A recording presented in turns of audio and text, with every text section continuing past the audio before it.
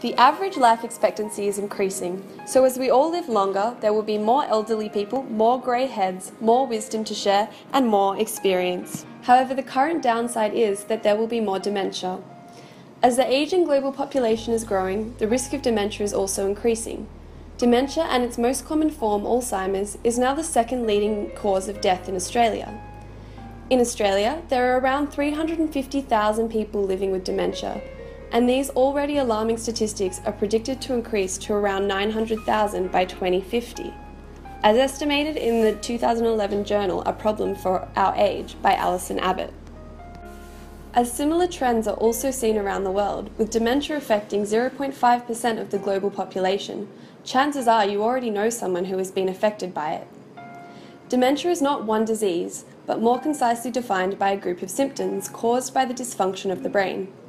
This leads to the individual's inability to perform everyday tasks and impacts the behaviour and thinking processes of the person affected. Dementia is not a standard part of ageing, although age is considered the major risk factor. 1 in 10 individuals over 65 are diagnosed with dementia, and this increases to 3 out of 10 in individuals over 85. Dementia can happen to any one of us, so if you have a family member that has been told they have dementia, what do you need to know? Dementia is caused by damage to brain cells that affect thinking and behavioural processes. Types of dementia which are irreversible and worsen over time are termed progressive dementia and can be classified into 4 groups. Alzheimer's disease is the most common form of dementia, where shrinkage of the brain is seen due to the loss of brain cells. Many scientists believe this is due to clumps of beta amyloid called plaques and tangles of tau protein that form, inhibiting messages between brain cells. Vascular dementia is caused by any condition that prevents normal blood flow to the brain, such as a stroke. Not everyone who has had a stroke develops vascular dementia. However, there is an increased risk compared to individuals who have not. Lewy body dementia is when small round lumps of protein, termed Lewy bodies, develop inside brain cells. These develop in the cortex of the brain, which is responsible for thinking, perceiving, and understanding languages, and this type of dementia is closely linked to Parkinson's disease. Frontal lobe dementia is the damage and shrinkage of the frontal and temporal lobe of the brain.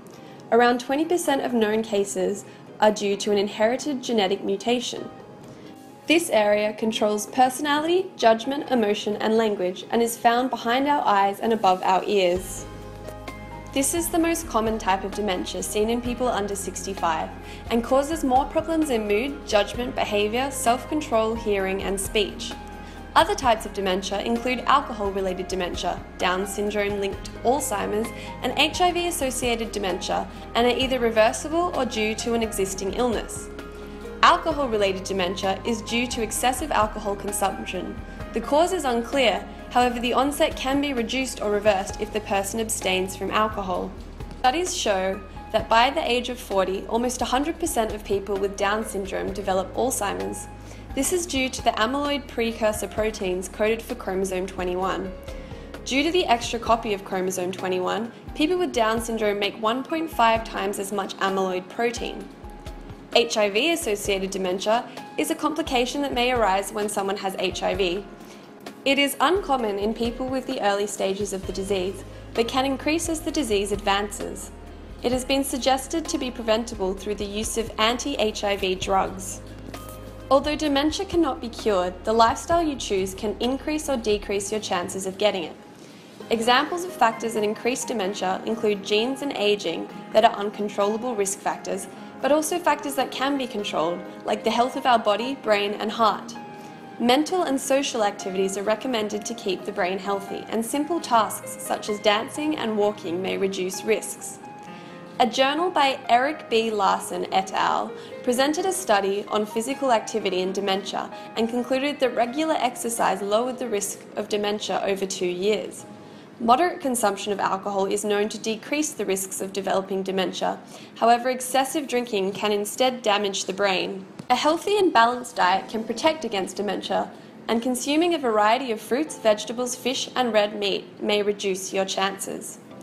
Early signs for dementia are usually not obvious, and people usually relate it to ordinary memory loss or just being a bit forgetful. Signs that you need to look out for include confusion, memory loss, and poor judgment, as well as difficulty performing familiar tasks and changes in personality. Talking to a doctor to express concern for a family member is the second step, and there are a range of procedures that are commonly used to diagnose dementia. Examples include the MMSE test that examines the mental abilities of the subject by getting them to try to remember and repeat a small list of objects. Blood tests and brain scans such as CT or MRI are used to assure the symptoms observed are not a result of an underlying medical condition. The final step of the process is to determine if other family members should be told of the diagnosis. However, this is not required if the individual has clear judgment. According to Alzheimer's Australia, there are a number of drugs currently available in Australia for people with dementia and are divided into two categories. Cholinergic drugs are approved for people with mild to moderate Alzheimer's disease and work by blocking the actions of acetylcholinesterase, which destroys a neurotransmitter for memory called acetylcholine. Memantine, on the other hand, targets a neurotransmitter called glutamate that is present in high levels when someone has Alzheimer's. It blocks glutamate and prevents calcium moving into the brain cells, causing damage. It's approved for people with moderately severe to severe Alzheimer's disease. Individuals with dementia may undergo non-medicated therapy as a way of coping with the disease. Examples include behavioural, validation, music and reminiscence therapy. Behavioural and music therapy look into managing difficult behaviours such as wandering and aggression, whereas validation and reminiscence therapy focuses more into an emotional perspective to offer comfort and reduce distress. Research into the future of dementia takes two paths, preventative and reactive.